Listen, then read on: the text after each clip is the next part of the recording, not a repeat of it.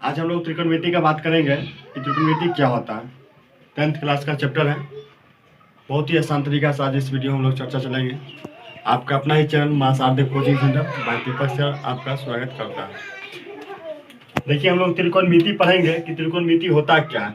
सीधी सीधी point उठता है त्रिकोणमिति मतलब त्रिकोणमिति, तीन कोण वाले कोनों को माप को हम लोग त्रिकोणमिति कहते हैं।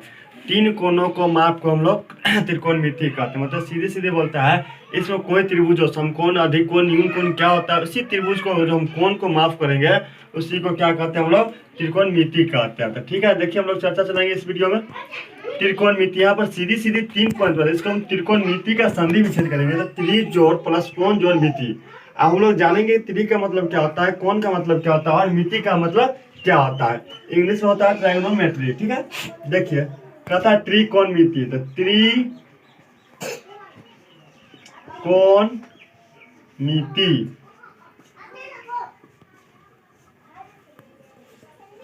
देखिए त्रिकोणमिति मतलब त्रि का मतलब क्या होता है, कोण का मतलब क्या होता है, मिति का मतलब क्या होता है। तो सीधी सीधी स्पष्ट बात है कि त्रि का मतलब होता है 3 और कोण का मतलब होता है कोण और मिति का मतलब होता है मापना। मतलब एंगल मतलब कोण को मापने की प्रक्रिया को हम लोग त्रिकोणमिति कहते हैं। तीनों कोण को मापने की प्रक्रिया को हम लोग कहते हैं त्रिकोणमिति। त्रि का मतलब होता है 3, कोण का मतलब होता है कोण, मिति का मतलब होता है माप।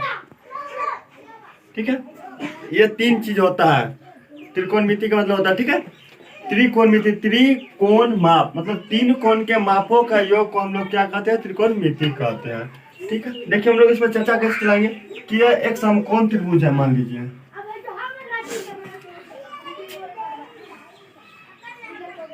ठीक,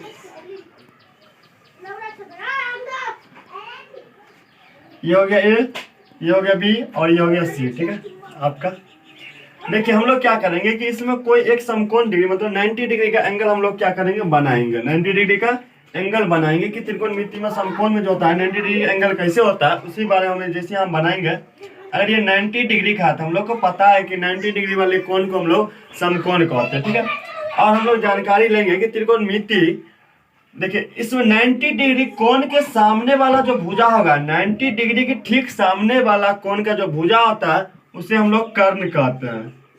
उसे क्या कहते हैं, कर्ण कहते हैं। ठीक है, मतलब एंगल या आपको एंगल यहाँ पर कहेगा, यहाँ पर कहेगा, जहां पर कहेगा ठीक उसके सामने वाला भुजा को हम लोग कर्ण कहते हैं। ठीक उसके सामने वाला भुजा को हम लोग क्या कहेंगे, कर्ण कहेंगे। ठीक है, और ठीक अगर वैसे याद रखा जाए तो हम लोग एक पॉइंट होगा, कर्ण के ठीक सामने वाला भुजा को लंब कहते हैं और जो बच गया उसे आधार कहते हैं। दूसरा पॉइंट हम लोग कह सकते हैं कि जो सबसे बड़े लाइन होता है, जो सबसे बड़े लाइन होता है उसको हम लोग कर्ण कहेंगे और उससे थोड़ा माझिल जो होता है उससे, देखिए माझिल हो गया, ये माझिल जो होगा उसे हम लोग लंब कहेंगे और जो उससे छोटा होगा वो आधार कहेंगे। या बहुत भाषा होता है कि जो सीधे सीधे होगा, जो एक सीधा लाइन रहेगा, जिस कोण में हम लोग देखेंगे त्रिभुज में जो सीधा लाइन होगा उसे हम लोग मतलब सीधे सीधे परपेंडिकुलर, मतलब उसी को जैसे परपेंडिकुलर का मतलब होता है लंब। जो सीधे स्ट्रेट में होगा, जो सीधा पूरा स्ट्रेट लाइन का होगा उसी को हम लोग क्या कहेंगे, लंब कहेंगे। और जो एक समतल के आकार का होगा, जो जमीन के आकार में होगा सटा हुआ, उसे हम लोग आधार कहेंगे। और बाद बाकी जब दो चीज हम लोग जान जाएंगे तो तीसरा समझ जाएंगे, वो क्या हो जाएगा, आपका कर्ण हो जाएगा। ठीक है, या हम लोग सीधे सीधे कहेंगे कि जो सीधे लाइन पर जमीन के समतल के लाइन को जो मिलाता है उसी को हम लोग क्या कहते हैं, कर्ण कहते हैं। ठीक है, देखिए इसको हम लोग क्या करेंगे, लंब का आधार कर्ण। तो लंब आधार कर्ण का हम लोग क्या करेंगे, त्रिकोणमिति के आधार पर करेंगे, फॉर्मूला सीखेंगे। देखिए लंब क्या होता है कि परपेंडिकुलर होता है या हाइपोटेनियस होता है और ये आधार होता है मतलब बेस होता है, हाइपोटेनियस होता है। और वो देखिए hypotenuse HYPTONEOUS, hypotenuse, hypotenuse base होता है कर्ण, हाइपोटेनियस का मतलब होता है कर्ण। इसको हम लोग क्या करते हैं, क्या इतना छोड़ करके एक संकेत, जैसे हम लोग केमिस्ट्री में पढ़ते हैं संकेत मतलब हाइड्रोजन होता है उसको हम लोग H कहते हैं। ठीक इसी तरीका इसमें क्या होता है, हाइपोटेनियस होता है। हाइपोटेनियस को हम लोग क्या कर सकते हैं कि S से सूचित कर सकते हैं। क्या चीज से सूचित करेंगे, S से सूचित करते हैं। दूसरा आता है परपेंडिकुलर, परपेंडिकुलर, जिसको हम लोग लंब कहते हैं, ठीक है। और तीसरा आपको हो गया बेस, मतलब आधार, ठीक है। देखिए हाइपोटेनियस, परपेंडिकुलर और बेस, हम लोग जान गए कि इसको किसको हाइपोटेनियस कहेंगे, किसको परपेंडिकुलर कहेंगे और किसको बेस कहते हैं, ठीक है। देखिए हम लोग क्या है, हाइपोटेनियस को एस से सूचित करते हैं, क्या से सूचित करते हैं, एस से, परपेंडिकुलर को पी को पी से, और बेस को क्या करेंगे, बी से सूचित करते हैं। हम लोग यहाँ से फॉर्मूला क्या होगा कि लंब स्क्वायर, हम देखिए इसमें चर्चा होगा, सम्मुख कोण भी पता लगेगा कि सम्मुख कोण क्या होता है। तो ए के जो एंगलिंग होगा, एंगलिंग जो होगा ए से, उसको हम लोग सम्मुख कोण भी कहते हैं। और सम्मुख कोण के ठीक सामने वाला भुजा को हम लोग लंब कहते हैं। सम्मुख कोण अगर एंगल दिया रहेगा, उसके सामने वाला भुजा कर्ण कहलाएगा, और ठीक उसके सामने वाला भुजा लंब, और जो बच गया वो आधार। हम लोग यहाँ से क्या होगा फॉर्मूला, कर्ण स्क्वायर बराबर कर्ण स्क्वायर अलावा लंब स्क्वायर प्लस आधार स्क्वायर, लंब स्क्वायर प्लस आधार स्क्वायर, ठीक है। तो उसके बाद क्या करेंगे हम लोग, अरे इधर का रूट हटा, स्क्वायर हटाएंगे, इधर क्या हो जाता है, सबको पता है कि इधर रूट हो जाता है। तो हो गया आपका लंब स्क्वायर प्लस आधार स्क्वायर, ठीक। देखिए अब हम लोग क्या बोलते हैं, कर्ण को किससे सूचित करते हैं, एच से। कर्ण को हम लोग एच से सूचित करते हैं।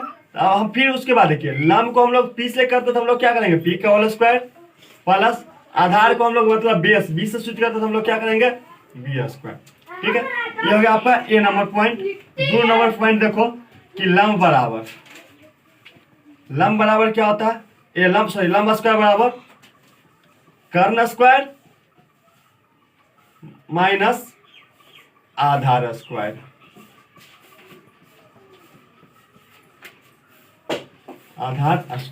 ठीक है। हम लोग क्या करेंगे, इधर का वर्ग हटाएंगे, तो लंब बराबर रूट अंडर कर्ण स्क्वायर माइनस आधार स्क्वायर, ठीक है।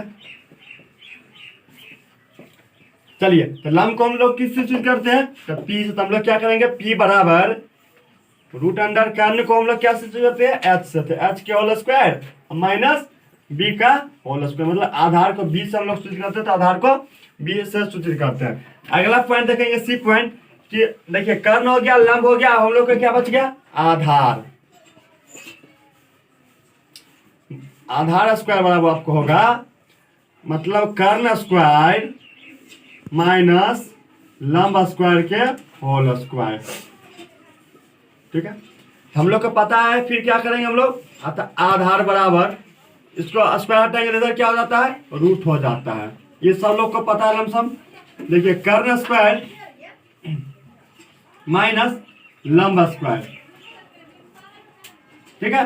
अब देखिए अगला पॉइंट, हम लोग आधार को मतलब बेस किससे सूचित करते हैं, बी से। तो हम लोग आधार को यहाँ लिख के आ सकते हैं, बी बराबर रूट अंडर मतलब एच के होल स्क्वायर माइनस बी मतलब पी के होल स्क्वायर। देखिए आपका ये हो गया त्रिकोणमिति कैसे कर्ण, लंब और आधार का फॉर्मूला होता है, उसके बेसिस हम लोग त्रिकोणमिति का चर्चा चला इस वीडियो में। देखिए एक बार हम और रिपीट कर देते हैं त्रिकोणमिति के बारे में, कि त्रिकोणमिति 3 कोण का बने हुए एंगल को जो मापता है उसी को हम लोग त्रिकोणमिति कहते हैं, ठीक है। और इसी देखिए यही पर क्या था, और यहाँ के जो कोण होता है 90 डिग्री, मतलब जहां पर एंगल होगा, एंगल के ठीक सामने, एंगल के जैसे हम लोग त्रिभुज बनाते हैं कुछ भी बनाते हैं, उसका ठीक सामने वाला भुजा को हम लोग कर्ण कहते हैं। और देखिए कर्ण के ठीक सामने वाला भुजा को हम लोग लंब कहते हैं, और जो बच जाए उसे आधार कहते हैं, ये ठीक है। और अपने भाषा में लोग सोच लेंगे कि 3 भाई है, कौन भाई, 3 भाई। जब देखेंगे सीधा लाइन में खड़ा होगा तो वो क्या होगा, लंब होगा। तो जमीन के समतल होगा वो आधार होगा, और जो जमीन और लंब सीधा लाइन को जो मिलाएगा उसे हम लोग कर्ण कहते हैं। ये आपको हाइपोटेनियस, परपेंडिकुलर, बेस, इसी के अनुसार हम लोग चलते हैं। आज का वीडियो इसी यही खत्म करते हैं। अगला नेक्स्ट वीडियो हम लोग अगला चर्चा चलाएंगे। बाय।